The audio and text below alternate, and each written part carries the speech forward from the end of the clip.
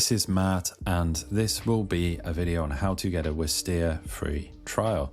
So as you can see, I'm right here on the main pricing page on the Wistia site, and you can see that they're currently offering a free trial on the business plan, as you can see right here. So first things first, if you click my link below in the video description, I have an affiliate link, you will find yourself on a page like this. If you click that link, you can get the free trial. So depending on how they change their pages, how Wistia changes their pages, it might look something like this.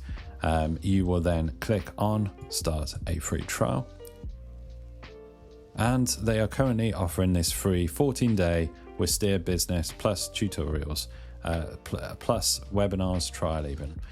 So it's a 14-day free trial. They do change that from time to time. Sometimes it's more, sometimes it's less. It really depends on what they're offering when you actually find this video. But I highly encourage you to check out my link, get the free trial, see if Wistia is for you. It might not be for you. You can cancel at any time in that free trial period. If it is for you, you can stick around and get a paid plan, like I showed you on the paid plans page right at the start of this video.